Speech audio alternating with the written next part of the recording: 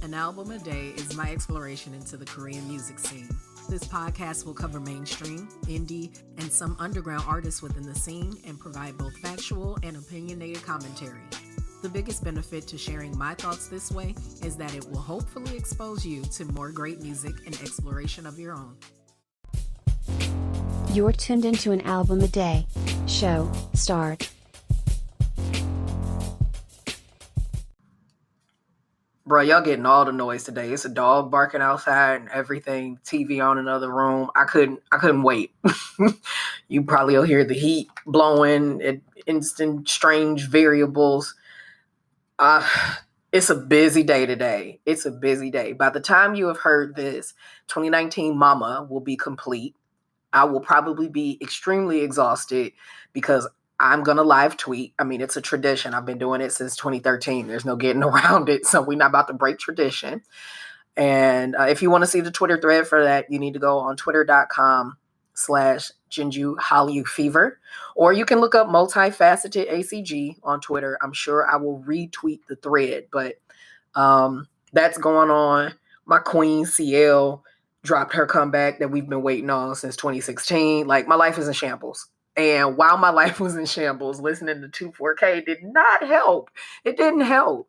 Yesterday's episode, I said I was very eager to hear Superfly. I was so excited because this is when I found out about the group. This is when I heard Superfly and saw Catboy, like I said last time, dancing his life away. That's Dale. And I need to give you a little bit of some history before we get into everything, because that's how we roll.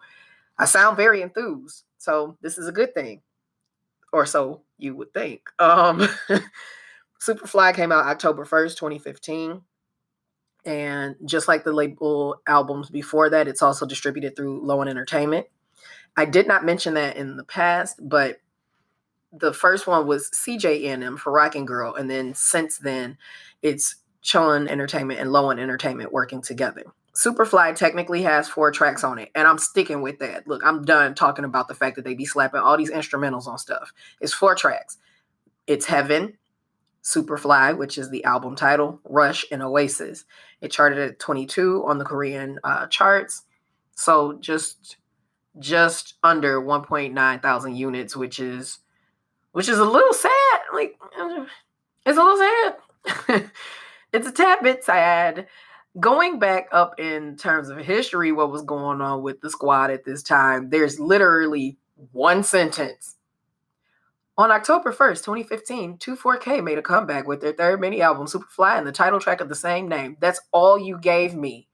I already told y'all in the previous episode that Catboy Dail was doing Dancing 9, and then they were taking a 2-year hiatus. So it's been a stretch of time. You know, we're real eager. They're all back. Oh my gosh, the video was dynamic. Everything is slapping. This album hurt me so badly. It hurt my feelings. It hurt all my feelings. I have feelings, and it decided to hurt them because although it has a solid ranking, I am drastically disappointed with what I heard.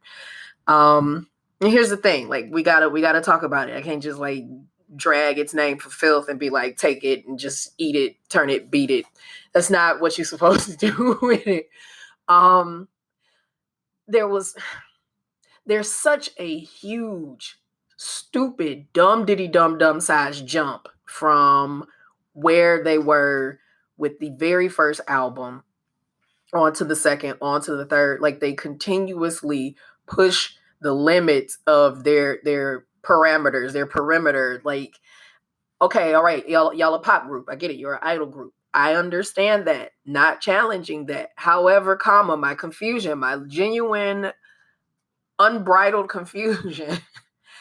Like, what kind of pop group are you? Are you doing synth pop or are you doing Euro pop? Like, it's really confusing, and you have this conflict of sounds, this clash of sounds, to be 100% honest, that leave you feeling real confused. Like, I'm confused. I'm confused.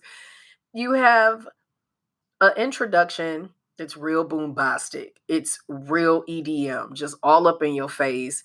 building momentum on a drop that is totally unfulfilling. It's almost as if you was, making a plate. You was at your favorite restaurant, your favorite buffet. If you don't do buffets, then just think that you was at a cookout or, a picnic, whatever. Just think of a whole bunch of food. Work with me. I'm doing the best that I can. And you done built your plate up and you so excited and you getting the last couple of things. And that's when the beat is going, do, do, do, do, do, do, do, do, do, do, do. And the drop is you dropping your food and you just left with your emotions. And that's how I felt on a lot of the songs. Superfly was one heck of a single. It really was. And I don't know if I would have bopped with it as hard as I did had I not seen that video with them fine men in it. I was confused about what the rest of the album would sound like, but I never did bother to listen to it. And now here we are, and my feelings are hurt.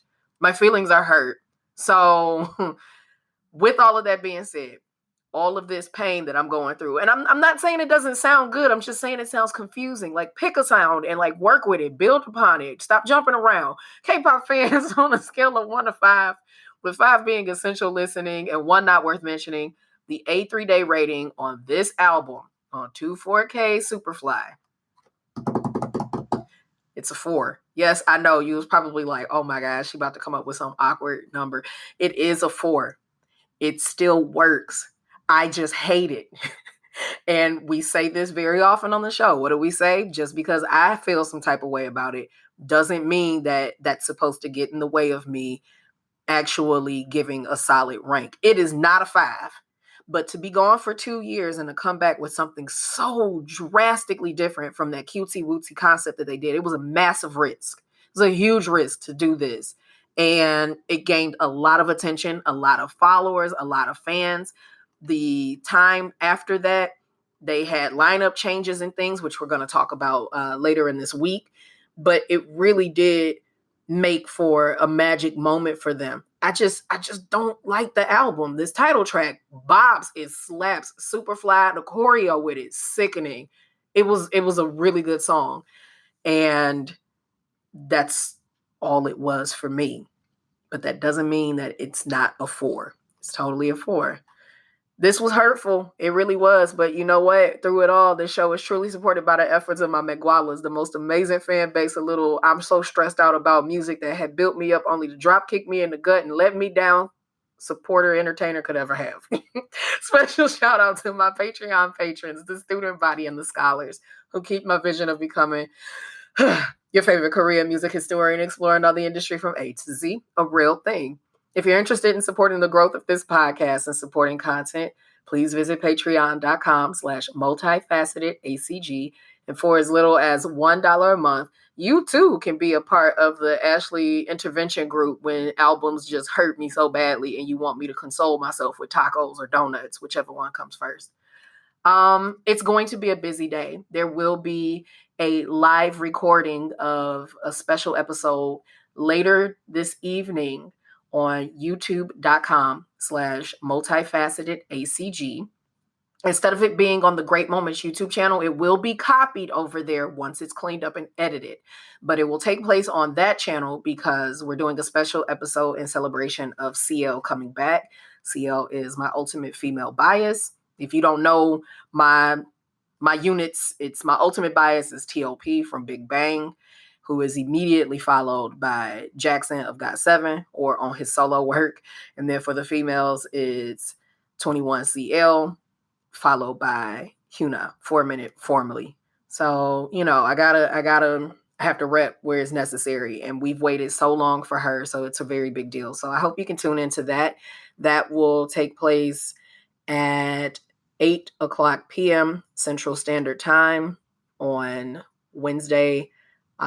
I was about to say October. Lord help me. Jesus is fire in my brain. Wednesday, December 4th, 2019. I'll be recording this stuff tired. Y'all just got to deal with me. I know you love me because you keep coming back to listening to my madness on these podcasts.